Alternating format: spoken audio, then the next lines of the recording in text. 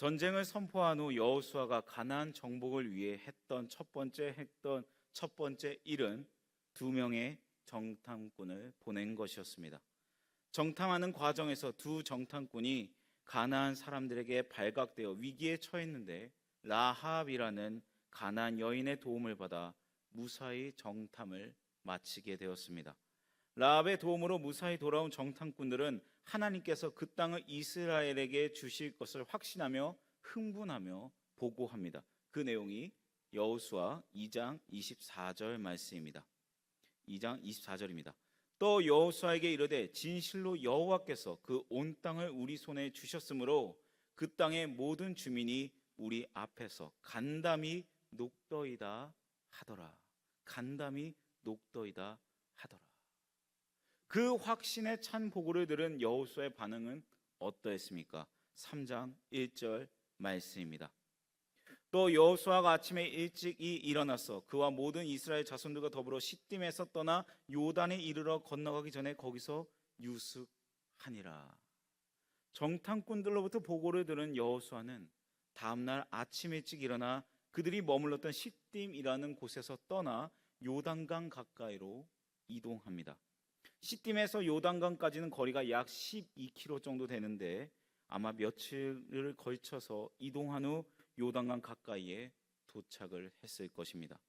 그런데 이스라엘이 요단강 근처에 도착한 후 하나님께서는 곧바로 건너지 못하게 하시고 거기에서 3일 동안 머물게 하십니다. 2절 말씀입니다.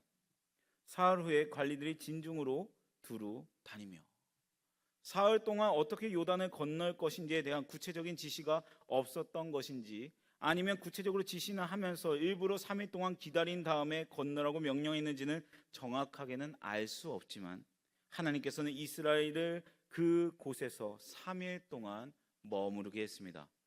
사실 3일이라는 기간은 전체 광야 생활에 비하면 극히 짧은 시간입니다. 하지만 요단강 근처에서의 3일은 이스라엘에게 어느 때보다 길게 느껴졌을 것입니다. 4절 말씀입니다. 그러나 너희와 그 사이 거리가 2000규빗쯤 되게 하고 그것에 가까이 하지 말라. 그리하면 너희가 행할 길을 알리니 너희가 이전에 이 길을 지나보지 못하였음이라 하니라. 너희가 이전에 이 길을 지나보지 못하였음이니라 하니라. 왜냐하면 그곳은 그들에게 전혀 생소한 지역이었으며 강 건너에 그들의 동태에 예의주시하고 있는 적군들이 있었기 때문입니다. 그곳 자체도 생소한데 건너편에는 적군들이 있습니다. 강은 또 어떠했습니까? 지금은 요단강이 그렇게 큰 강이 아니지만 당시에는 보통 때의 강의 폭이 20m에서 30m 정도 됐고 깊이가 3m에서 4m 정도였다고 합니다. 그런데 이스라엘이 그곳에 도착한 때는 곡식을 거두는 때였기 때문에 강물이 언덕까지 넘치고 있었습니다. 3장 15절 말씀입니다. 요단이 곡식 거두는 시기에는 항상 언덕에 넘치더라. 괴를 맨 자들이 요단의 이름에 괴를 맨 제사장들의 발이 물가에 잠기자. 우기가 막 끝났을 때 겨우내 얼었던 헬몬산의 눈과 얼음이 녹아 흘러내리는 시기였기 때문에 하류에 있던 요단강은 1년 중 가장 물이 넘치는 시기였습니다. 가장 물이 많은 시기였어요. 적군을 앞에 두고 있었고 200만 정도의 사람이 그러한 강을 건넌다는 것은 결코 쉬운 일이 아니었습니다. 거의 불가능한 일이었죠.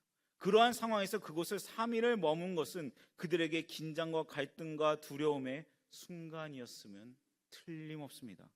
새로움. 그것은 우리의 가슴을 뛰게 하기도 하지만 두렵게도 합니다. 가슴이 뛴다는 것은 그 새로움이 주는 신선함 때문일 것이요, 두렵다는 것은 이전에 경험해보지 못한 상황이 우리를 어떻게 인도할지 모르기 때문에 불안하게 됩니다. 이스라엘 백성들 앞에 한 새로움이 놓여 있습니다. 광야를 이리저리 떠돌았던 삶을 40년 동안 지내오면서 광야는 이스라엘 백성에게는 이제는 익숙함이었을 것입니다. 그러나 이제 상황이 바뀌었습니다. 이제는 가나안 땅으로 가서 정착해야 하는 삶을 살아가기 위해서 이미 가나안에 살고 있던 가나안 사람들과 대항하여 싸워 그들을 쫓아내야 하는 상황입니다. 지금 이스라엘 백성들의 눈앞에 있는 이 놓여있는 요단강을 건너는 순간 광야의 삶은 종결되고 가나안의 삶이 시작되는 것이죠. 강을 건너는 것은 단순히 물리적인 공간을 이동하는 차원을 넘어 이스라엘에게는 완전한 새로움이었습니다. 전혀 알 수 없는 새로움을 향해 믿음으로 나아갈 수밖에 없는 상황입니다. 광야의 생활과 가나안의 생활이 동일한 것은 오직 믿음으로 살아가야 한다는 그 하나만 동일한 것이죠. 새로움을 향해 가는 이스라엘 백성들이 이제 준비해야 할 것은 상식적으로 무엇입니까? 요단강을 건너면 가나안 사람들과 생존권을 두고 싸워야 하는데 이스라엘 백성들이 정말 준비해야 할 것은 무엇이겠습니까? 상식적으로 본다면 전쟁 준비입니다. 무기를 구입하고 전쟁에 필요한 전략을 세워야 합니다. 각 지파별로 싸움에 나갈 만한 사람들을 세워야 하고 지파별 진흥도 꾸려야 합니다. 그리고 그들을 대상으로 여러 군사 훈련을 해야 하는 것이 우리가 가진 상식이고 모든 사람들이 가진 상식이라고 말할 수 있습니다. 이것이 가나안에 들어가야 할 이스라엘 백성의 지극히 상식적인 준비일 것입니다. 그러나 이스라엘 백성들은 가나안 사람들과의 전쟁에 앞서 전혀 다른 준비를 합니다. 전혀 다른 준비. 여기서는 우리는 두 가지 질문을 해야 됩니다. 먼저 첫 번째, 왜 하나님께서는 다른 때를 택하지 않고 요단강의 물이 가장 넘치는 시기를 택해서 이곳에 오게 하셨을까? 하나님께서는 얼마든지 다른 때를 택하실 수 있었을 것입니다. 그랬더라면 좀 더 쉽게 건널 수 있었겠죠. 하지만 하나님께서는 일부러 이 때를 택한 것입니다. 이것은 결코 우연이 아닙니다. 또 한 가지, 두 번째로 하나님께서는 곧바로 건너게 하지 않고 왜 3일 동안 머물게 하셨을까요? 하나님께서 미리 시딤에서 떠날 때 요단강을 건널 방법까지 알려주고 곧바로 건너게 하실 수도 있었는데, 그러나 하나님께서는 요단강 근처까지 오게 하신 다음에 일부러 3일 동안 그곳에 머물도록 하신 것입니다. 하나님께서 요단강의 물이 가장 넘친 시기를 택해서 이곳에 오게 하신 이유, 그리고 곧바로 건너게 하지 않고 3일 동안 머물게 하셨던 가장 큰 이유는 그들이 거기에서 3일을 머물면서 그들이 강을 건너는 것이 불가능에 가까운 일임을 직접 눈으로 보면서 철저히 깨닫게 하기 위해서였습니다. 사랑하는 성도 여러분, 하나님께서는 우리에게 일부러 문제를 허락하시고 그 문제에 대해서 아무 조치도 취하지 않으시고 우리로 하여금 그 문제를 철저히 경험하게 하실 때가 있습니다. 물론 아닐 때도 있지만 하실 때도 있습니다. 그것이 경제적인 문제일 수도 있고 건강의 문제일 수도 있고 자녀의 문제일 수도 있습니다. 또한 우리가 10월 27일 새생명 축제를 준비하고 있는데 그 작정하는 그 명단이 단순히 하루 이틀 동안 기도했던 문제가 아니라 몇십 년 동안 기도해서 적었던 그 사람일 수도 있습니다. 그것이 3일 동안에 그렇게 길지 않은 시간이 될 수도 있고 몇 년이 될 수 있고 심지어 몇십 년이 될 수도 있는 것이죠. 그러면 하나님께서 왜 그러한 문제들을 그렇게 그냥 놔두시는 것처럼 보일까요? 그것은 우리로 하여금 인간의 능력으로는, 그리고 인간의 수단과 방법과 지혜로는 절대로 해결할 수 없다는 것을 철저히 경험하고 깨닫게 하신 다음에 아버지께 엎드려 부르짖으라고 그러한 일을 허락하실 때가 있다는 것입니다. 하나님께서 이스라엘로 하여금 그 상황을 극복하는 것이 얼마나 어려운지, 그리고 인간의 수고와 능력으로 그 상황을 극복하는 것이 불가능함을 철저히 경험케 하신 다음에 기적적인 방법으로 요단강을 건너게 하셨습니다. 5절, 6절 말씀입니다. 우리 같이 읽도록 하겠습니다. 시작. 여호수아가 또 백성에게 이르되 너희는 자신을 성결하게 하라. 여호와께서 내일 너희 가운데 기이한 일들을 행하시리라. 여호수아가 또 제사장들에게 말하여 이르되 언약궤를 메고 백성의 앞서 건너라 하매 곧 언약궤를 메고 백성의 앞서 나아가니라. 아까 전에 가장 상식적인 문제, 백성들에게 전쟁 준비를 하라라고 말씀하지 않고 뭐라고 말씀하고 있습니까? 너희는 자신을 성결하게 하라라고 말씀합니다. 전쟁 준비보다 성결하게 하는 것이 더 중요하기 때문입니다. 전쟁은 하나님께 속한 것이요 하나님과의 관계가 더 중요하기 때문이죠. 레위기 11장 44절 45절 말씀입니다. 나는 여호와 너희의 하나님이라. 내가 거룩하니 너희도 몸을 구별하여 거룩하게 하고 땅에게는 길짐승으로 말미암아 스스로 더럽히지 말라. 나는 너희의 하나님이 되려고 너희를 애굽 땅에서 인도하여 낸 여호와라. 내가 거룩하니 너희도 거룩할지어다. 죄인인 인간이 거룩한 하나님의 역사에 동참할 때 먼저 성결이 요구됨을 보여줍니다. 깨끗한 몸과 마음으로 새롭게 출발하는 것을 의미하는 것이죠. 이스라엘 백성들은 마치 하나님께 율법을 받던 시내산 아래에서 행한 것처럼 자기 스스로를 성결하게 합니다. 제사장들에게는 하나님의 임재에 상징하는 언약궤를 메고 백성들의 선두에 앞서서 행하라고 합니다. 백성들에게 언약궤가 이끄는 대로 믿고 따르도록 지시가 내려진 것은 앞으로의 모든 여정에 전적으로 하나님을 의지하라는 말씀입니다. 하나님께서 가나안으로 들어가려 하신 순간부터 이 전쟁은 이미 승리한 것이기 때문이죠. 사랑하는 성도 여러분, 하나님께서는 우리 앞에 일부러 문제를 허락하시고 또한 때때로 그 문제를 그대로 놔두시는 것 같지만 아무 생각이나 대책 없이 그냥 놔두시지는 않습니다.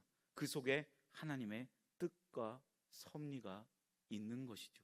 또한 우리가 생각해야 할 것은 하나님께서 아무 이유나 목적 없이 이러한 기적을 주시지 않는다는 것입니다. 하나님께서 항상 기적을 통해서 역사하지 않았다는 것을 우리가 깊이 생각할 필요가 있다는 것이죠. 하나님께서 기적을 행하실 때는 반드시 이유가 있습니다.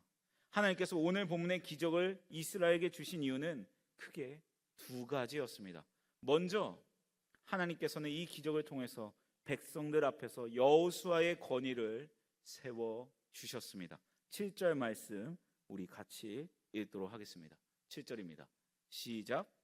여호와께서 여호수아에게 이르시되 내가 오늘부터 시작하여 너를 온 이스라엘 목전에서 크게 하여 내가 모세와 함께 있었던 것 같이 너와 함께 있는 것을 그들이 알게 하리라. 백성들은 이제 큰 기대감과 두려움으로 요단강 앞에 서 있습니다. 이제 자기들의 지도자가 어떤 지시를 내릴 것인가에 궁금해할 것이죠. 어떤 지혜와 능력으로 이 요단강을 건너게 할 것인가? 도대체 이 많은 백성들이 어떻게 이 요단강을 건너게 할 것인가? 요단강을 건너는 사건은 앞으로 백성들 앞에서 여호수아의 지도자로서의 권위가 어떻게 세워질 것인가를 결정하는 관건이 되는 아주 중요한 시기였습니다. 이제 하나님께서는 여호수아에게 말씀하십니다. 걱정 말라. 내가 오늘 이 사건으로 시작해서 너를 온 이스라엘 목전에서 크게 하겠다. 내가 모세와 함께 있었던 것 같이 너와 함께 있는 것을 백성들로 알게 하겠다.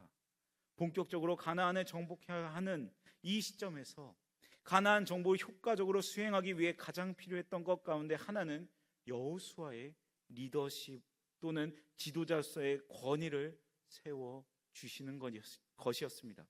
그래서 이 기적을 통해 하나님께서는 모세와 함께 하였던 것 같이 여호수아와 함께 하심을 이스라엘에게 보여주셨던 것이죠. 또 하나님께서 기적을 행하신 또 하나의 목적이 있습니다. 그것이 바로 3장 10절 말씀입니다. 10절 말씀 우리 같이 읽도록 하겠습니다. 시작. 또 말하되 살아계신 하나님이 너희 가운데에 계시사 가나안 족속과 헷 족속과 히위 족속과 브리스 족속과 기르가스 족속과 아모리 족속과 여부스 족속을 너희 앞에서 반드시 쫓아내실 줄을 이것으로 너희가 알리라. 이것으로 너희가 알리라.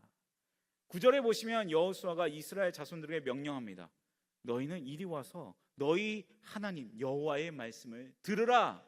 그러면서 던진 메시지는 살아계신 하나님이 너희 가운데 계신다입니다. 살아계신 하나님이 너희 가운데 계신다. 그리고 이렇게 요단강을 건너는 사건으로 말미암아 살아계신 하나님께서 너희 목전에서 가나안 7족속을 정령 쫓아내실 것을 알게 될 것이라고 말씀합니다.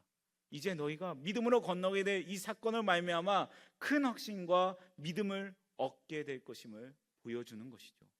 하나님께서 기적을 행하신 또 하나의 목적은 이 사건을 통해 이스라엘에게 가나안 정복을 확신시켜 주시는 것이었습니다. 11절 말씀입니다. 보라, 온 땅의 주의 언약궤가 너희 앞에서 요단을 건너가나니. 11절부터 이제 상세한 지시사항이 기록됩니다. 온 땅의 주인이신 여호와의 언약궤가 너희 앞서 요단을 건너가신다로 시작합니다. 홍해를 건널 때처럼 강을 이미 마르게 한 다음에 건너가게 한 것이 아니었습니다. 제사장들이 언덕에 넘쳐 흘러넘치는 요단강 안으로 발을 들여놓으면 그 물이 끊어져 쌓여 서게 될 것이라고 말씀합니다. 하나님의 전략은 배를 보내시거나 다리를 건설하는 것에 있지 않았고 그 물이 그냥 끊어지도록 하는 것에 있었습니다. 우리의 삶에 일어난 모든 문제는 우리가 항상 하나님보다 앞서서 내가 무엇인가 하려고 할 때 생겨날 때가 많습니다.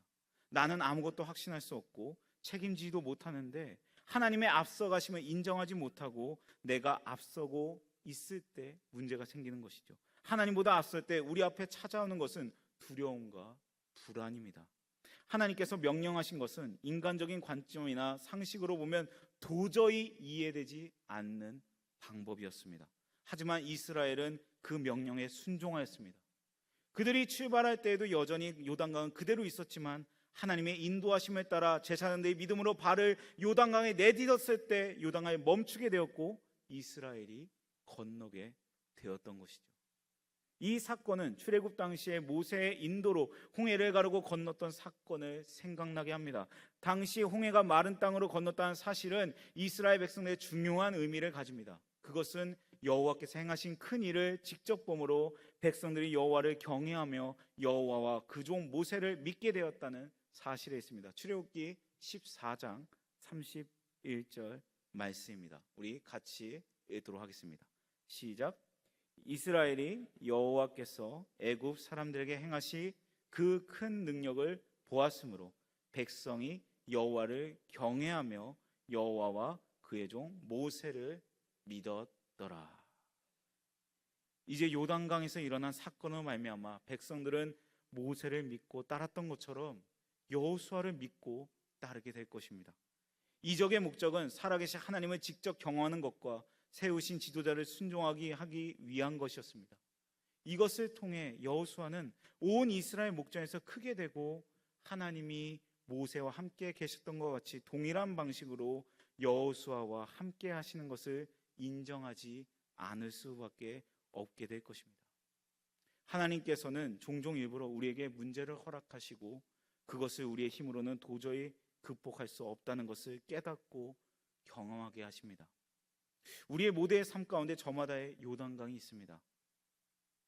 그것을 상대하는 것이 내가 되는 순간 우리는 실패하고 넘어지고 두렵고 무서워집니다. 그러나 우리보다 앞서 가시는 하나님을 붙잡을 때, 우리를 부르시고 세우시는 아버지를 붙잡을 때 우리는 오늘도 믿음의 여정을 떠날 수 있습니다. 이스라엘 백성들이 곡식 거둔 시기에 언덕까지 차오른 요단강을 마른 땅으로 건너갔습니다. 모세가 홍해를 가른 것처럼 여호수아가 백성들을 이끌고 요단강을 건널 때에는 흘러내리는 물이 한 곳에 쌓여 벽이 되었고 백성들은 마른 땅을 건너가게 되었습니다. 이 계획은 여호수아가 세운 것이 아닙니다. 이렇게 되라고 예상도 하지 못했습니다. 그러나 하나님은 이스라엘 백성의 하나님이셨고 그들에게 약속한 것을 반드시 이루시는 하나님이 이 모든 것을 이루셨습니다. 그들이 할 수 있었던 것은 무엇이었을까요? 그들 자신을 성결하게 하고 하나님의 명령에 순종하는 것이었습니다. 우리 또한 나보다 나를 더 사랑하시는 아버지께서 모든 것을 주관하고 계심을 믿어야 되겠습니다. 내 눈앞에 골리앗 같은, 요단강 같은, 내가 도저히 해결할 수 없는 그것들을 마주했을 때 우리가 할 수 있는 것은 무엇일까요? 다시 내 자신을 돌아보며 벗을 것을 벗고 입을 것을 입는 것입니다. 입을 것을 입었을 때 하나님이 말씀하신 그 말씀의 명령에 따라 순종하며 나아가는 것입니다. 그럴 때 우리는 어떠한 상황 가운데 있을지라도 낭망하지 않고 좌절하지 않고 쓰러지지 않으며 그 아버지의 말씀을 다시 한번 붙잡고 그 기도의 자리를 지키며 엎드려져서 다시 한번 부르짖을 수 있는 것입니다. 그러한 역사하심을 온전히 누리는 우리 모두가 되길 간절히 소망합니다. 기도하겠습니다.